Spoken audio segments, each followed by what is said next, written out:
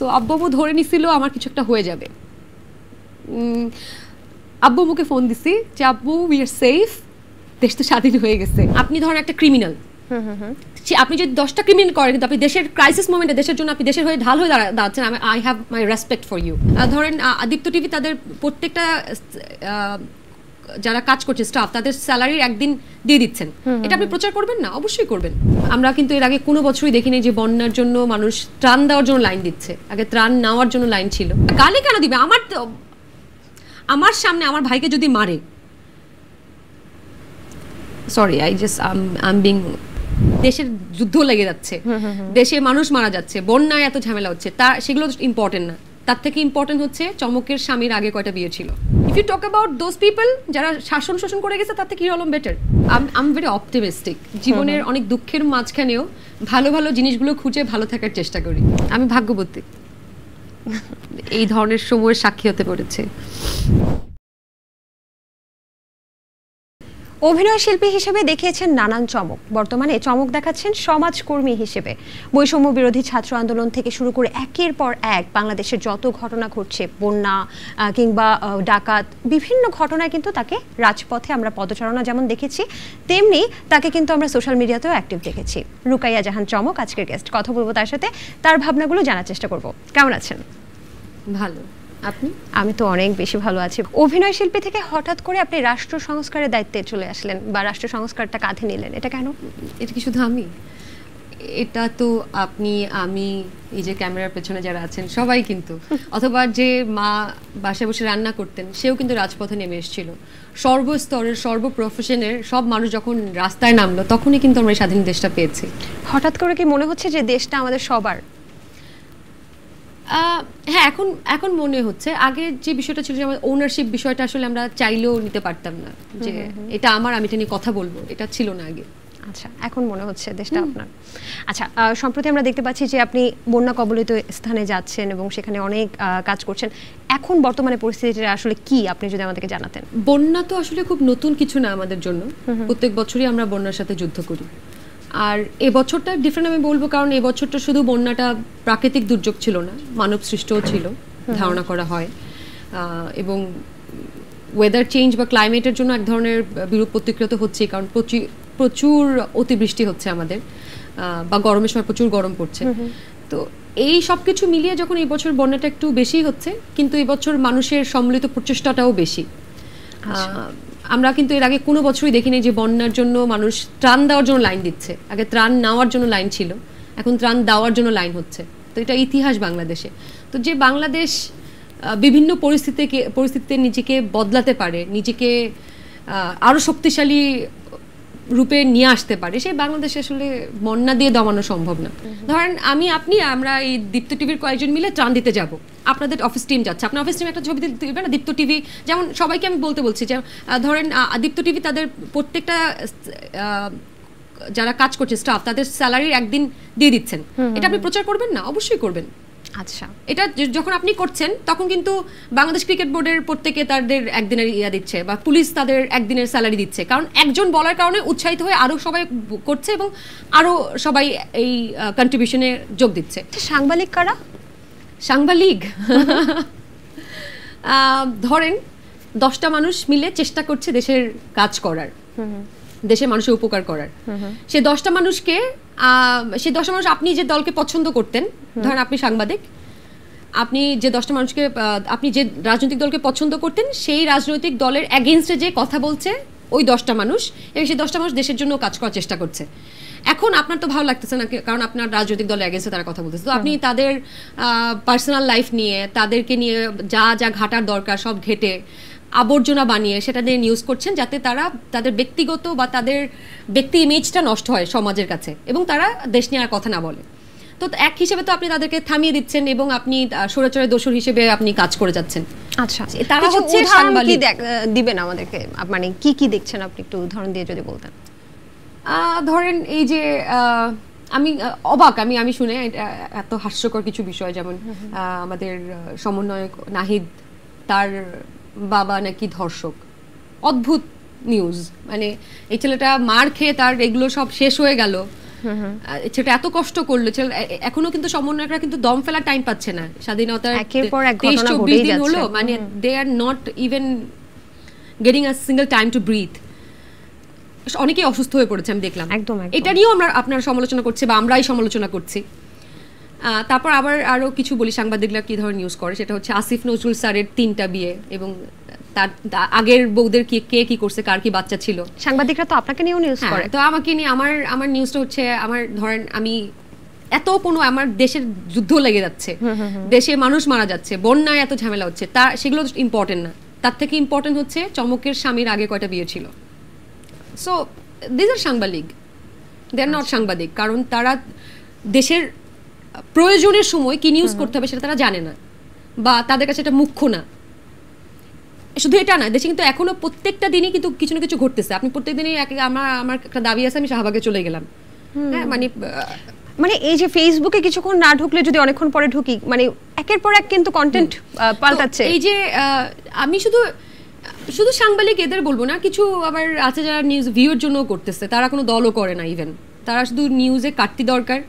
কখন মানে responsible journalism যেটাকে বলে সেটা নাই।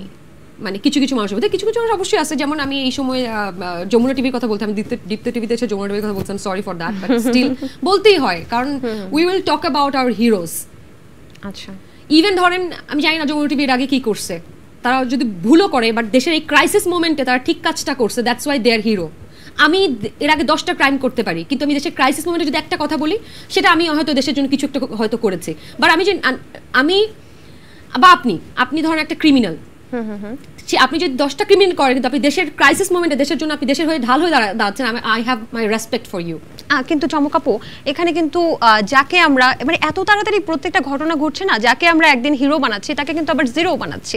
সম্প্রতি আপনি যে বেসরকারি টেলিভিশনের কথা বললেন, সেই টেলিভিশনের একটা উপস্থাপিকাকে আমরা কিন্তু অনেক অনেক বেশি তাকে প্রশংসা করেছি, কিন্তু তারপরেই কিন্তু কিছুদিন পরে আবার কোনো একটা কথার জন্য তাকেই আবার নেতিবাচক মন্তব্য আমরা করেছি। এটা হতে পারে, কিন্তু আমি এটা তার মনে হয় যুক্তি খণ্ডনে আমি দেখেছি, সে তার পয়েন্টগুলো সে বলার চেষ্টা করেছে। আর একজন দুইজনকে দিয়ে কিন্তু পুরো টিভি চ্যানেলকে আমরা করতে পারবো না, মানে দায়ী করতে পারবো না। বা সাপোজ আমাকে যদি দীপ্ত টিভি একজন আমাকে খারাপ বলে, আমি পুরো দীপ্ত টিভিকে আমি কখনোই এটাকে দায়ভার দেব না, আমি ওই ব্যক্তিকেই দেব। আমি কিন্তু সাংবাদিক বলেছি, আমি কিন্তু কোনো নিউজ পেপার বা টিভি চ্যানেলকে আখ্যা দেইনি। আচ্ছা, কারণ এটা তার একদমই তার ব্যক্তিগত দায়িত্ব, তার রেসপন্সিবল সে ব্যক্তিগতভাবেই। তো এটা নিয়ে পুরো চ্যানেলকে তো আমি দায়ী করবো না। বৈষম্য বিরোধী ছাত্র আন্দোলন থেকে এটা সরকার পতন হলো, তারপর পরই ডাকাত, সুশীল লীগ, তারপর আফসোস লীগ, এই স্বাধীনতাই কি চেয়েছিলাম, আগেরটাই তো ভালো ছিল, এরকম অনেক কথা কিন্তু চলে আসছে। সুবিধাবাদী আনসার লীগ, খুব ইম্পর্টেন্ট, রিকশাওয়ালা লীগ, সুবিধাবাদী লীগ নিয়ে কিন্তু একটা খুব ভয়ঙ্কর বিষয়। আচ্ছা, এরা কারা? এরা হচ্ছে ধরেন পুরো আন্দোলনে এরা বিভিন্নভাবে বাগড়া দেওয়ার চেষ্টা করছে, যে তুমি এটা করো না, এই পোস্ট করো না, এটা করো না, এটা করলে ঝামেলা হবে। তারা হঠাৎ করে এসে এখন তারা পুরো বৈষম্য বিরোধী আন্দোলনের তারা নাকি লিড ছিল, তারাই বলছে তারা তো এইটা আন্দোলনের পক্ষেই ছিল, তারা ছাত্রদের পক্ষেই ছিল। But I have seen them, তারা অনেক পোস্টার ডিলিট করছে, I have the screenshot also. এই জেনারেশন কিন্তু এই যে যাদেরকে বলেন সুবিধাবাদী লীগ, তাদেরকে কিন্তু একটা নাম দিয়েছে না, তাদেরকে একটা কমেন্টস করছে, নাটক কম করো প্রিয়, নাটক কম করবে। হ্যাঁ, আমার 90 ডিগ্রি ওয়েস্টের একটা চায়ের নাম এটা, নাটক কম করো। এটাই বলছিলাম যে আমি যতটুকু জানি যে আপনার একটা জুস বার আছে 90 ডিগ্রি ওয়েস্ট, যদিও এটা ব্র্যান্ডিং করে ফেলতেছি, যাওয়ার আগে আমাকে 10% ডিসকাউন্ট দিয়ে যাবে। সালমান এফ রহমান যখন ধরা পড়লো, তখন আপনি একটা 5% ডিসকাউন্টের নোটিশ দিয়েছেন বা ঘোষণা দিয়েছেন, সেটা হচ্ছে যদি ক্লিন শেভ করে এবং লুঙ্গি পরে যায় তাহলে 5% ডিসকাউন্ট পাবে আপনার জুস বারে। এটা কেন? এটা মজা করে করা, মানে হয় না যে এগুলো তো আমাদের এক একটা ধরনের, আমাদের দেশে এই যে রাঘব বলগুলো যারা আমাদের রক্ত চুষে এত টাকার মালিক হয়েছে, তারা যখন ধরা পড়ে, তারা কিন্তু এটা কিন্তু আমাদের এক ধরনের উল্লাস, আনন্দ, উৎসব। কিন্তু এটা আমি 10% ডিসকাউন্ট কিন্তু আগেই চেয়ে রাখছি, ঠিক আছে, কারণ আমি কিন্তু ব্র্যান্ডিং করছি। আচ্ছা, 36 জুলাইয়ের চা, হাউন আঙ্কেল চা, দেশটা কারো বাপের না চা, নাটক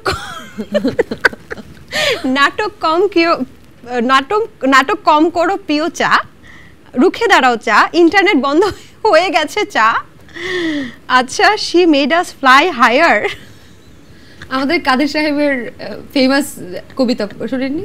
হ্যাঁ আমি শুনেছি। মানে এত ক্রিয়েটিভ কিভাবে?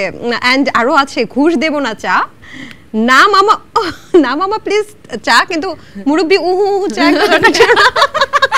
এটা না যখন মানুষ তার পরে এসছে মুরব্বি, তাহলে এটা কিন্তু অ্যাড করতে হবে। হ্যাঁ এটা মনে হয় পরে আমরা কিছু সংযোজন করব। আচ্ছা আমি একটু বলি যে she made us fly higher, এই চাটা কেমন খেতে আসলে? এটা আপনারা যখন কাদের সাহেবের কবিতা শুনে মজা পেতেন, এটা খেলে ওরকম মজাই পাবেন। আচ্ছা আচ্ছা আচ্ছা। দেশটা কারো বাপের না চা, আওয়াজ উঠা চা, বাহ বাহ, সেনাবাহিনী রক্স চা, ভালো পুলিশ চা, দরবেশ চা, বৈষম্য বিরোধী আমাদের সালমান এফ রহমান। আচ্ছা দরবেশ চাটা কেমন হবে খেতে? এটা মানে এটা খেলে কি হাকমালা হাকমালা কিছু? এটা খেলে আপনার মধ্যে এক ধরনের ধরেন হায়ার ফিলোসফিক্যাল ভাইবস চলে আসবে। ধরেন আপনি অনেক টাকা পয়সা আছে এরকম একটা ভাইবসে চলে যেতে পারবেন। আচ্ছা এরকম অনেক অনেক অনেক চা আছে। আচ্ছা মানে এই বিষয়গুলো কার মাথা থেকে আসলো? মানে এই চায়ের নাম আর এগুলো কি থাকবে? হ্যাঁ এটা কি স্বাধীন বাংলা 2024 চা মেনু লেখা। হ্যাঁ এবং এখানে কিন্তু একটা বৈষম্য বিরোধী চা এরকমও আছে। তো বিষয়টা হচ্ছে আমি চাচ্ছি যতদিন রাজনৈতিক আলাপ চাও আছে, রাজনৈতিক আলাপ চা যতদিন এই 90 ডিগ্রি ওয়েস্ট থাকবে ততদিন মানুষজন কিন্তু এই এসে মনে রাখবে যে আচ্ছা 36শে জুলাই এসেছিল 2024-এ, এটা কি ছিল। আজ থেকে 20 বছর পরে ওই জেনারেশন যারা হয়তো এটা দেখেনি বা তাদের স্মৃতিতেও নেই, তারা এটা সম্পর্কে আবার জানার চেষ্টা করবে। আচ্ছা বাই দ্য ওয়ে কেউ কি লুঙ্গি পরে ক্লিন শেভ করে আসছিল? না এখনো আসেনি? না না না। আচ্ছা আজকের প্রোগ্রামটা দেখে অবশ্যই আসবে। লুঙ্গি পরে ক্লিন শেভ করলে কিন্তু চমক আপুর যে জুস বার সেখানে কিন্তু 5% ডিসকাউন্ট। এখন কি আর একটু বাড়িয়ে দিবেন নাকি? না না 5% ডিসকাউন্ট। আপনি কি এরকম দুষ্ট প্রকৃতিরই সব সময়? না দুষ্ট কোথায়, দুষ্টামি করে জীবনের আই এম ভেরি অপটিমিস্টিক। জীবনের অনেক দুঃখের মাঝখানেও ভালো ভালো জিনিসগুলো খুঁজে ভালো থাকার চেষ্টা করি। হিরো আলম সম্পর্কে কিছু বলতে চান? মানে তার সাথে যদি নাটকের অভিনয় পান তাহলে কি করবেন? এখন তাকে কি চরিত্র দেওয়া হবে সেটার উপর ডিপেন্ড করে। হিরো আলমকে যদি তার মতো একটা চরিত্র দেওয়া হয়, আমাদের নাটকে তো অনেক ধরনের চরিত্রই থাকে, অবশ্যই করব। আমি তো মানুষ হিসেবে তাকে অভিনেতা হিসেবে আমি তাকে জাজ করতে পারি না। যদি ডিরেক্টর মনে করে এই চরিত্রের সাথে হিরো আলম যায় তাহলে তাকে নিবে, আর আমি যদি মনে করি সেই গল্পের ওই চরিত্র আমাকে যায় তাহলে আমি করব। আচ্ছা খুব সুন্দর অ্যানসার। কিন্তু আপনি তো নিজে একজন ডিরেক্টর হিসেবেও কাজ করেছেন, তো যদি আপনি ডিরেক্টর হতেন তাহলে হিরো আলমকে কোন চরিত্রে দিতেন? আমার গল্পে আমি যদি কোনো রাজনৈতিক সিরিজ বানাই, আচ্ছা সেখানে একটা চরিত্র আমি তাকে রাখবো অবশ্যই। মানে হিরো আলম কি রাজনীতিবিদ হওয়ার যোগ্যতা অর্জন করেন? But are you talking about this? আমাদের যে স্বৈরাচার 15 বছর মানে শাসন করলো, শোষণ করলো, না আমি আপনাকে জিজ্ঞেস করছি সেই দেশে হিরো আলম অবশ্যই করতে পারে, তার থেকে far much better. If you talk about those people যারা শোষণ করে গেছে, তার থেকে হিরো আলম বেটার। যখন বন্যা কবলিত স্থানে গিয়েছেন এবং সেখানে অনেক কাজ করেছেন, আপনি তো প্রাথমিক চিকিৎসাও দিয়েছেন অনেককে। যেদিন রাতের বেলা কোনো পূর্ব সতর্কতা ছাড়াই ডম্বুর যে ব্যারেজটা খুলে দেওয়া হলো ত্রিপুরা রাজ্যের, সেদিনই আমি সাথে সাথে রাতের বেলা আমি লাইভে এসেছিলাম, একদম রাত মনে হয় 4টা বাজে। আমি তখনই বলছিলাম যে এই আপনারা যারা সকালবেলা যাওয়ার কথা তারা প্লিজ এখনই রওনা হন, কারণ যেতে যেতে জিনিসটা খুব হয়ে যাবে। কারণ হঠাৎ করে প্রিপারেশন ছাড়া রাতের বেলা একটা খুলে দেওয়া কোনো কথা না।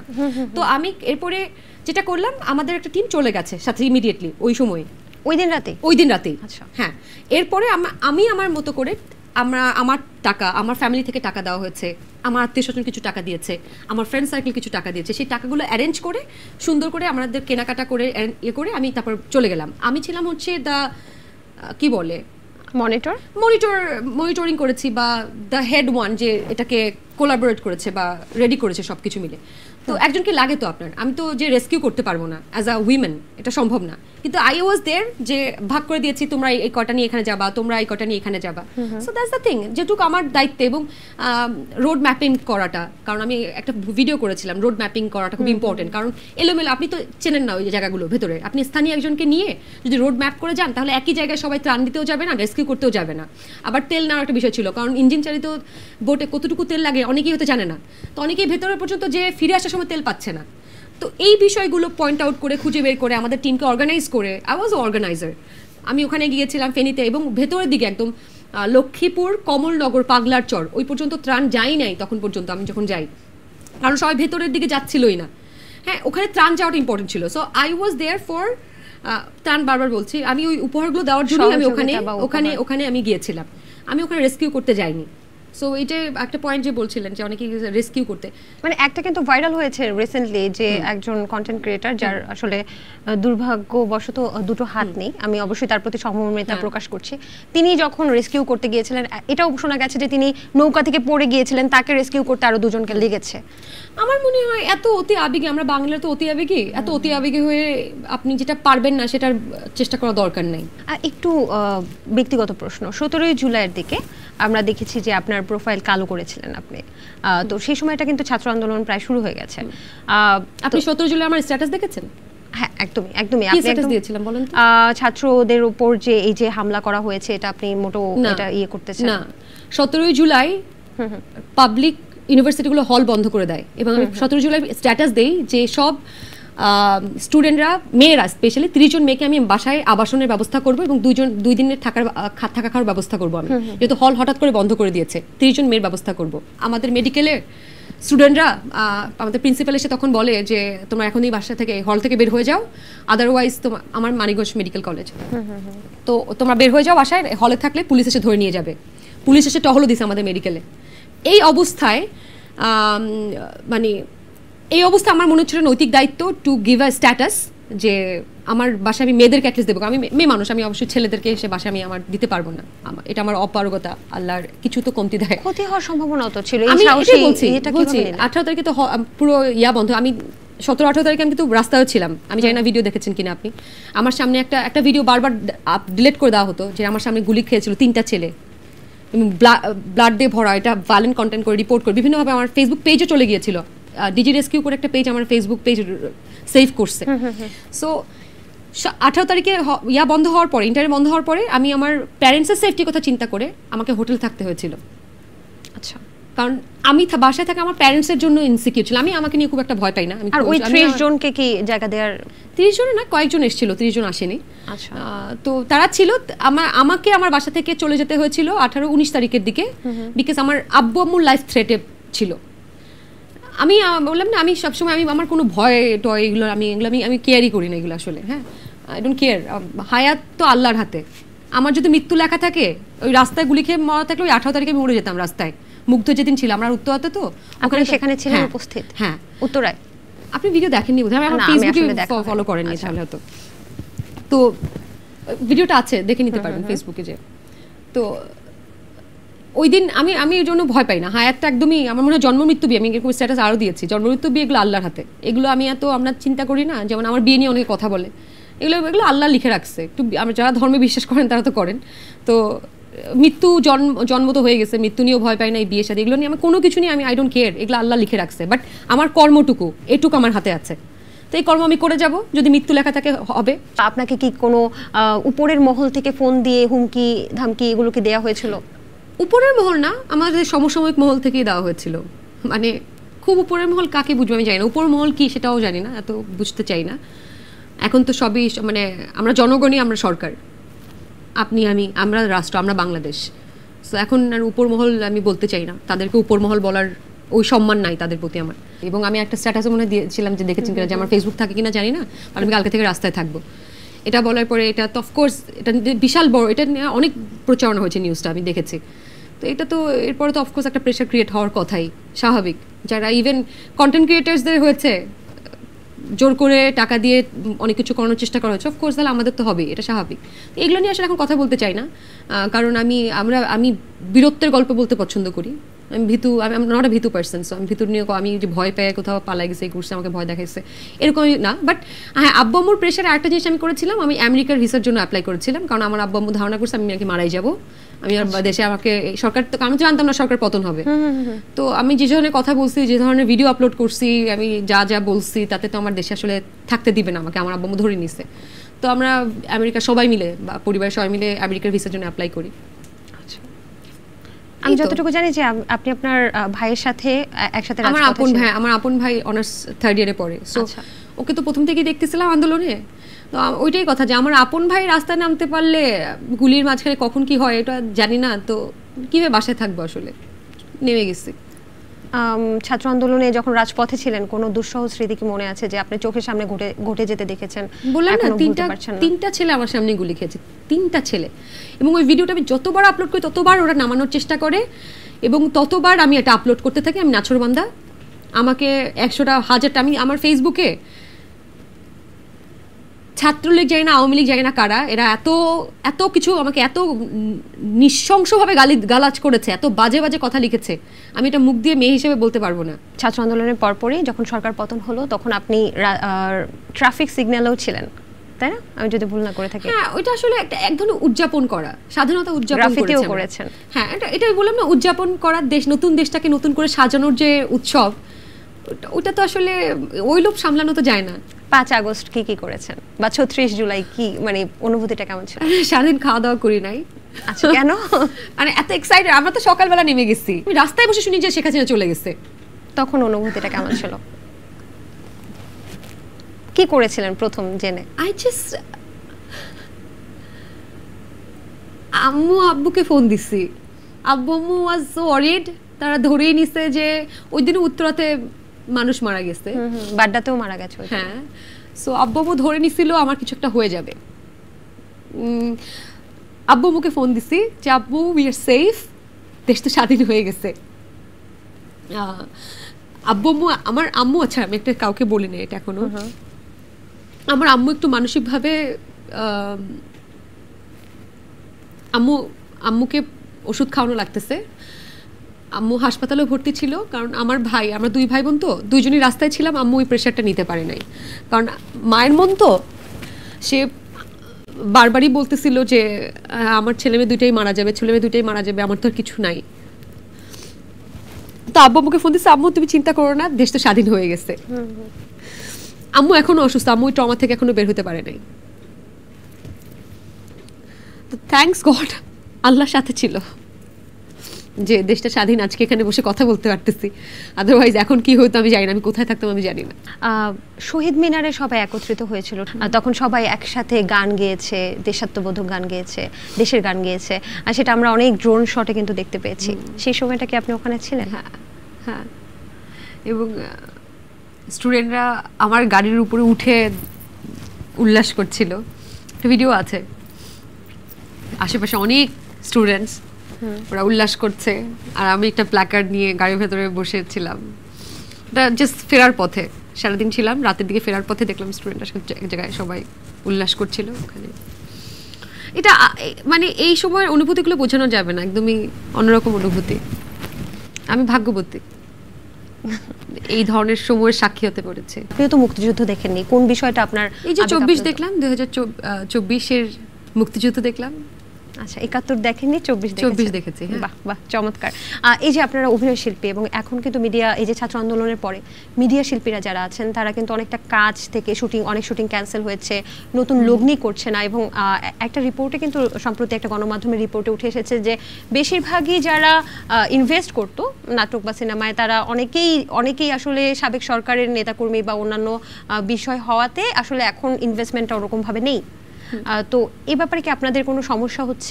আগে আসলে একটু দেশটা একটু গুছিয়ে ওঠে, বাট আমার মনে হয় এই যে আমাদের নতুন স্বাধীনতা হলো, দেশ সংস্কার বা এই যে বা আমাদের আগের ইতিহাস যেগুলো অনেক ভুলভাল ছিল সেগুলো নতুন করে সুন্দর করে তুলে ধরার মতো কিছু সিনেমা নাটক হওয়া দরকার। আসলে এটা ইম্পর্টেন্ট। অ্যাটলিস্ট এখন দেশের মানুষকে তাদের অধিকার, তাদের ইতিহাস এগুলো জানানোর জন্য হলেও আমাদের সংস্কৃতিকে আর একটু সমৃদ্ধ করতে হবে। এখন মিডিয়াতে আপনি কি চেঞ্জ করতে চান?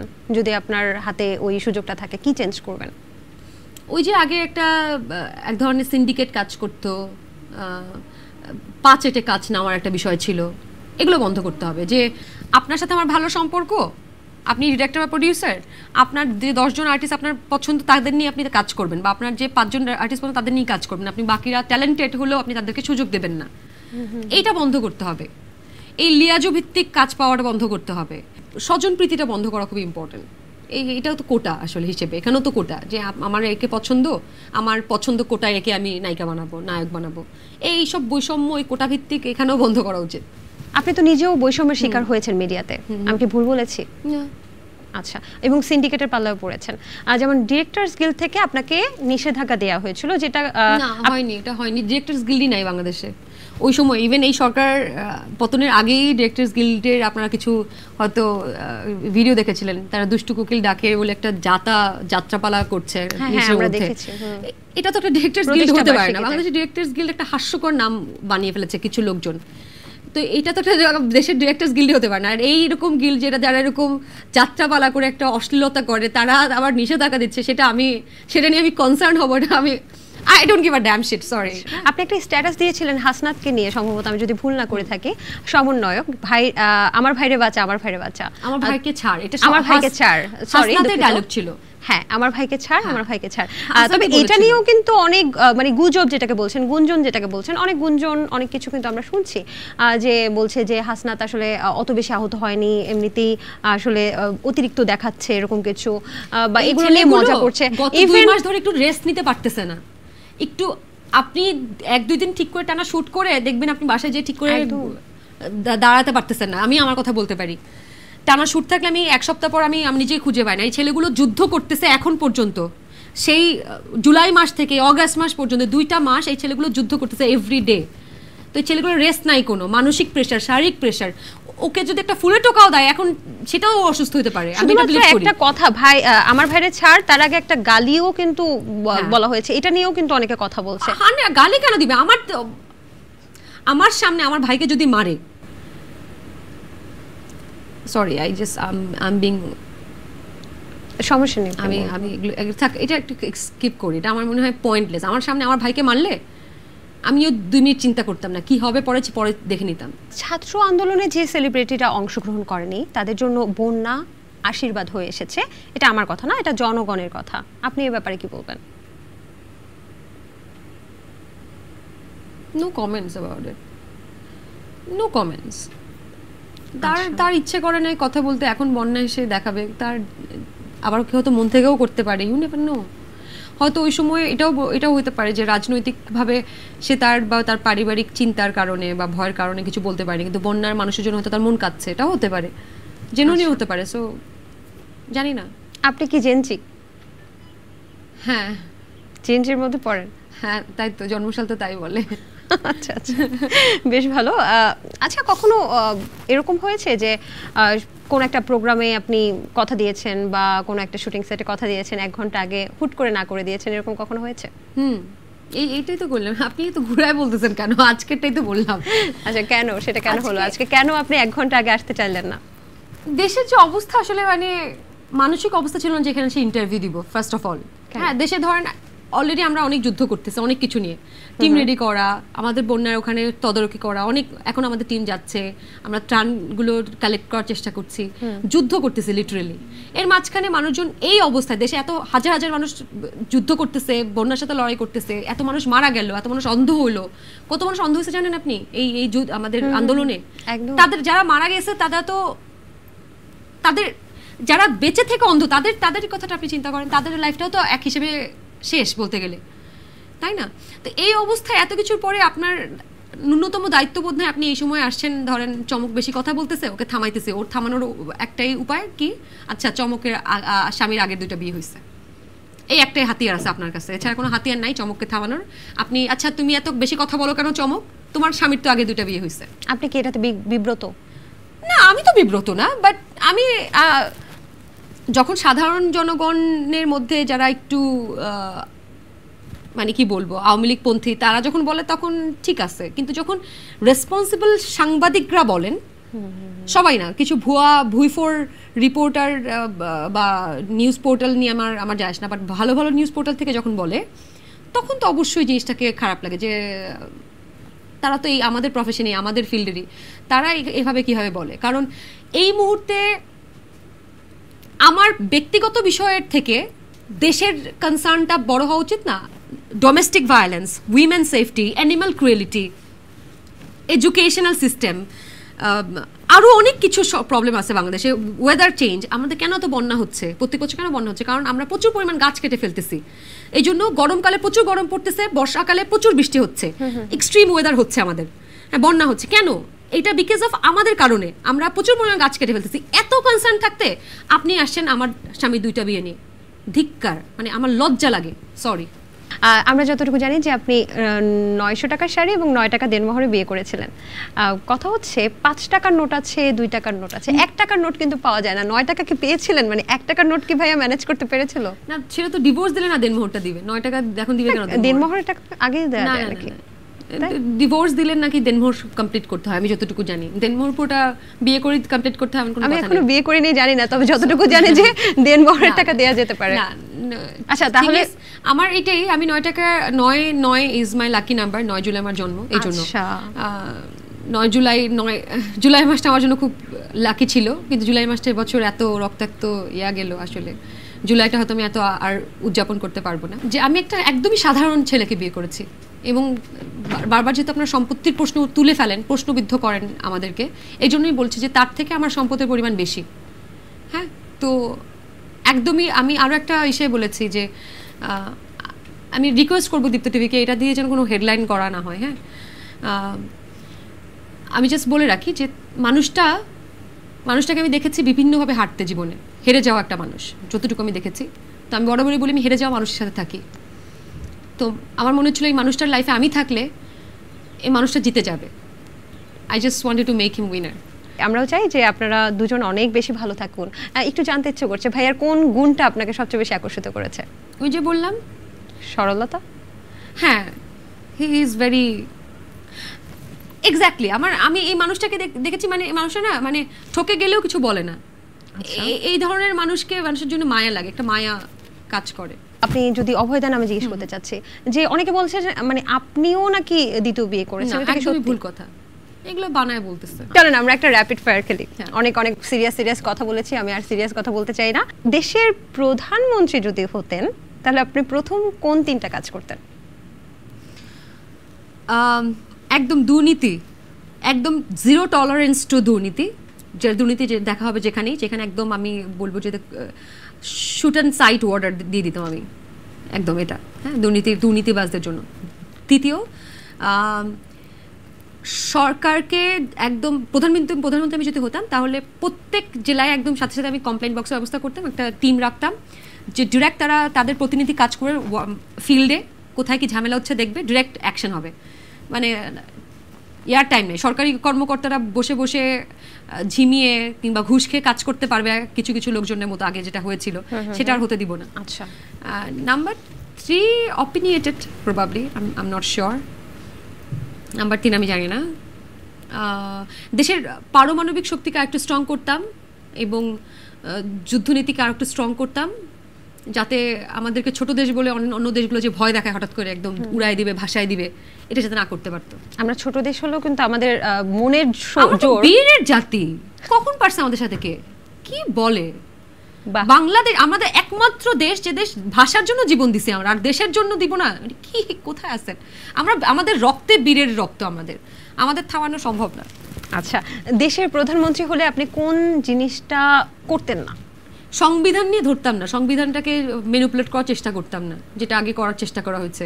মানে নিজেদের প্রয়োজন অনুযায়ী সংবিধান চেঞ্জ করা যাবে। আমি সংবিধানে হাত দিতাম না। এমন অবস্থা থাকতো যে থাকতে হবে যে রুলিং সরকার সংবিধানকে এভাবে করে ম্যানিপুলেট করতে পারবে না।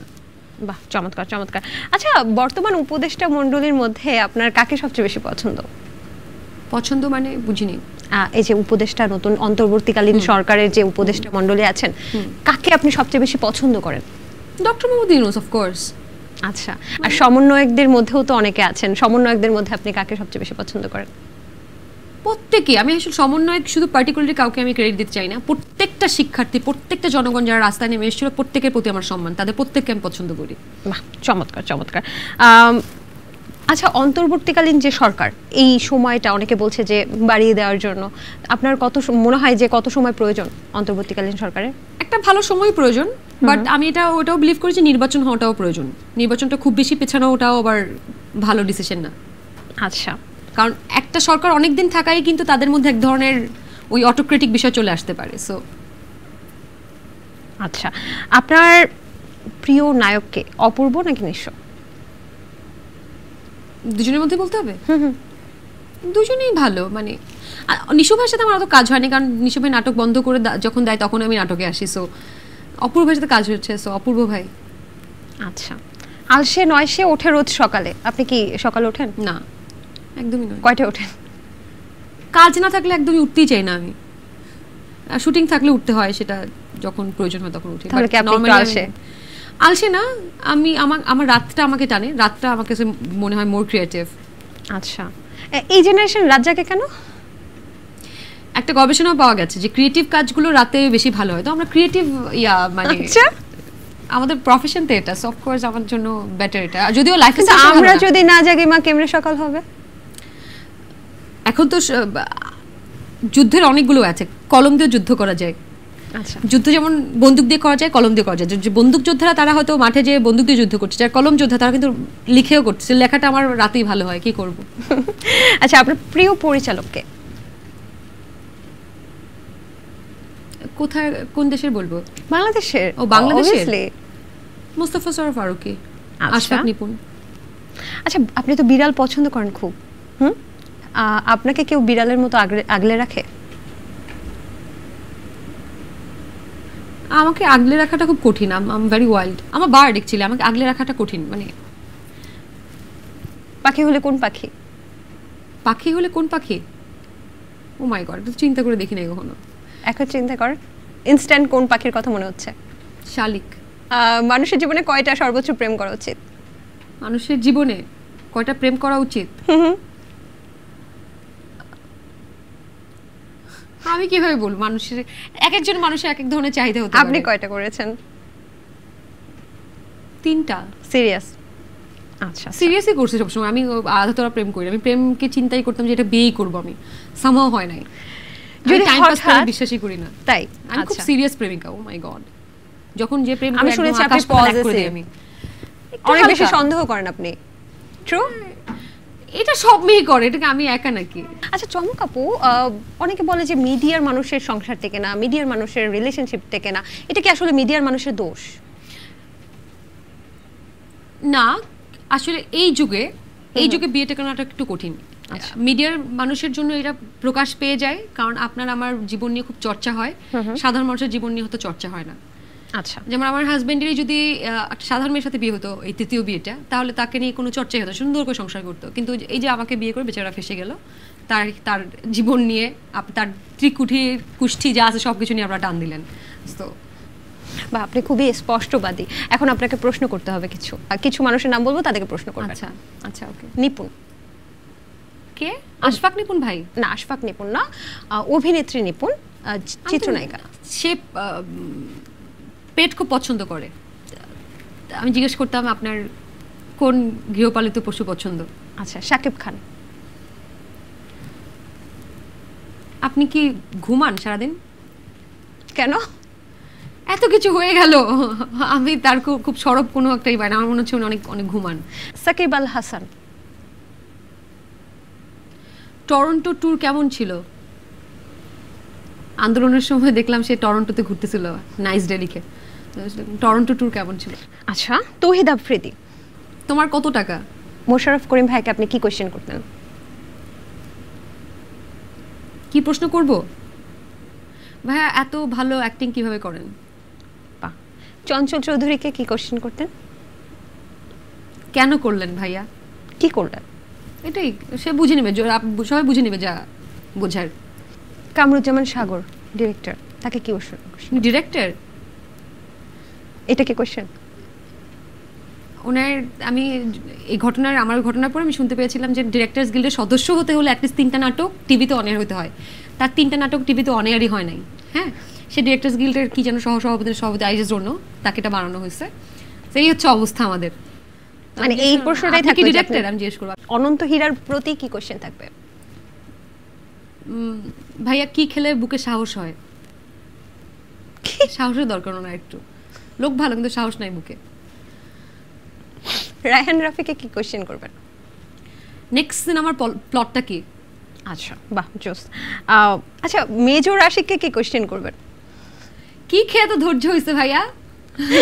আপনি কি তার থেকে ধৈর্যটা নিতে চান? হ্যাঁ, ট্রু ট্রু। আমার জীবনে মানে 90% এর সমস্যার সলিউশন হয়ে যেত তার মতো ধৈর্য থাকলে। তার মানে আপনি ধৈর্যশীল না? না না, মোটেও না। আমার ধৈর্য কম, আমার সমস্যা এইটাই, ধৈর্য একটু কম। সোলোমন সুখনকে কি কোশ্চেন করতেন? ভাইয়া চাপা, এত চাপা কোত্থেকে শিখলেন? রাজনৈতিক ব্যক্তির দিকে যাই, জুনায়েদ পলককে কি কোশ্চেন করবেন? ফেসবুকের পাসওয়ার্ড কি? ওবায়দুল কাদেরকে কি কোশ্চেন করতেন? আপনি এখন কোথায় আছেন? We miss you. আচ্ছা, ডক্টর সাবরিনাকে চিনেন? আপনি তো একজন ডক্টর। হ্যাঁ, দেখেছি। তাকে ডাক্তার হিসেবে আপনার কেমন লাগে, বা মানুষ হিসেবে কেমন লাগে? দেখতে বেশ সুন্দরী উনি। তাকে কি কোশ্চেন করতেন? এরপরে কি রান্না করবেন উনি, ফেসবুকের রেসিপি জিজ্ঞেস করতাম। রিয়াজ ভাইয়াকে কি কোশ্চেন করতেন? এত কান্না করেন কেন ভাইয়া? উনি তো হাসেও। উনি ম্যাক্সিমাম সময় ইমোশনাল হয়ে কান্না করে দেন। আচ্ছা, ফেরদৌস? ফেরদৌস ভাইকে কি কোশ্চেন করা যায়, এটা আমার মাথায় আসে না আসলে। ফেরদৌস ভাইকে আমি পার্সোনালি আসলে চিনি না, মানে পার্সোনালি দেখা হয়নি তার সাথে কখনো, আমার কাজও হয়নি কখনো। আচ্ছা, সর্বশেষ ডিবি হারুনকে কি কোশ্চেন করতেন? এখন উনি যদি জেল থেকে ধরা পড়ার পরে যদি আবার ছাড়া পায়, তাহলে কি উনি ভাতের হোটেল দিবে কিনা একটা? আচ্ছা, ভাতের হোটেলকে ব্যবসা হিসেবে নেবে কিনা, প্রফেশন হিসেবে নেবে কিনা? এবার একটা সত্য মিথ্যা, ট্রু অর ফলস। আমি কিছু কথা বলবো, আপনি জাস্ট ট্রু অর ফলস বলবেন। আচ্ছা, আপনার স্বামীর অনেক টাকা? না, ফলস। ওকে। মিডিয়ার কাউকে থাপ্পড় মেরেছেন? অন স্ক্রিনে মেরেছে, অফ স্ক্রিনে না। শুটিং সেটের ব্রেকে আপনি শুধু খান আর খান, মানুষেরটাও না নিয়ে খান? মানুষেরটা না, অনেক খাই। কিন্তু আপনি মানে ডায়েট মেনটেন করেন কিভাবে তাহলে? কই, আমি তো গুল্লু গাল্লুই হয়ে গেছি। আচ্ছা, খুব একটা মেনটেন করি না। আপনি বিবাহ পরবর্তী যে হানিমুনে গিয়েছেন, তখন সব টাকা আপনার ব্যয় ছিল? আপনার থেকে সব টাকা ব্যয় করা হয়েছে? ম্যাক্সিমামই, বাট হি কন্ট্রিবিউটেড অলসো। ওকে। মিডিয়ার মেয়েদের অনেক সুগার ড্যাডি থাকে, এটা কি ট্রু নাকি ফলস? হ্যাঁ, হ্যাঁ হয়তো। হয়তো। আচ্ছা, মানে ট্রু নাকি ফলস? অনেক ধনী বয়ফ্রেন্ড থাকে, বাট সেটা কি সুগার ড্যাডি কিনা আমি জানি না। ওকে। প্রেম ভালোবাসার ক্ষেত্রে আপনি অনেক পজিটিভ, এটা তো বলেছেন, ট্রু? ট্রু। মেডিকেলে আপনি পড়েছেন কম, প্রেম করেছেন বেশি? না, মেডিকেলে থাকতে আমি সারাদিনই পড়ালেখা করতাম, সারাদিনই পড়ালেখা করতাম। I was like a nerd student একদম। নায়িকাদের বা নায়িকা হতে হলে পলিটিক্যাল বয়ফ্রেন্ড মেনটেন করতে হয়? আমার তো করতে হয়নি, so it's false. Of course false. মানে আমি জানি অন্য কারো ক্ষেত্রে কি, আর আমার ক্ষেত্রে হয়নি। একদম শেষ মুহূর্তে যদি বলতেন, এই যে নতুন বাংলাদেশ, আমরা নতুনভাবে স্বাধীনতা অর্জন করছি বলা হচ্ছে, এই বাংলাদেশ নিয়ে আপনার কি প্রত্যাশা? এই বাংলাদেশ নিয়ে অনেক প্রত্যাশা অ্যাকচুয়ালি। এই যে এই বাংলাদেশটা নিয়ে একটা ওনারশিপ চলে এসছে, মানে আমি ওন করতেছি এই বাংলাদেশটা আমার। অনেক প্রত্যাশা এই দেশ নিয়ে। এই দেশে আমরা সবাই স্বাধীনভাবে কথা বলতে পারবো, দেশটার কোনো দুর্নীতি থাকবে না, রাস্তায় ময়লা ফেলানো দেখলে আমরা সবাই মিলে হাতে হাতে সেটা পরিষ্কার করে ফেলবো, যেখানে সেখানে ময়লা ফেলবো না। এখানে ইকুয়ালিটি থাকবে, কেউ অসমভাবে অনেক ধনী হয়ে যাবে, কেউ অনেক গরিব, কেউ খেতে পাচ্ছে না, এটা হবে না।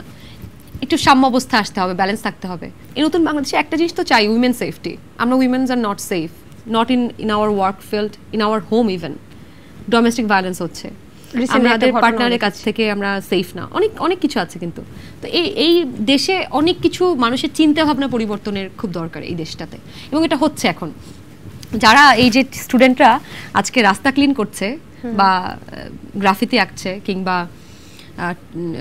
ট্রাফিক কন্ট্রোল করছে, এরা কিন্তু এক ধরনের দেশপ্রেম থেকে করছে, এদের মধ্যে দেশপ্রেমটা জেগে উঠছে। এটা আজ থেকে 5-6 বছর পর যখন চাকরি করবে বা ভালো ভালো জায়গায়, তারা কিন্তু এই দেশপ্রেমটা নিয়েই যাবে। তার মানে আমরা কিন্তু ভালো দিকে যাচ্ছি, আশা করা যায়। আশা আমরাও করছি। এবং আরেকটা নিউজ জানাচ্ছি যে দীপ্ত প্লের এইটি একটা ওয়েব ফিল্মে আপনি কাজ করেছেন, সেখানে নিশ্চয়ই চমক দেখাতে আসছেন। জানি না, দেখি কি হয়। দর্শক, এই ছিল টক দ্য রুমের আজকের আয়োজন। আপনারা বুঝতেই পারছেন যে দেশটা কিন্তু এখন সবার উচিত যে কোনো পরিস্থিতিতে, যে কোনো পরিস্থিতি মোকাবেলায় আমাদের সামনে এগিয়ে যাওয়া এবং সর্বস্তরে কাজ করা, যেমনটা আমাদের সেলিব্রিটি বা চমক আপুকে আমরা দেখেছি। আজকের মতো আমি সমৃদ্ধি বিদায় নিচ্ছি টক দ্য রুমের পর্ব থেকে।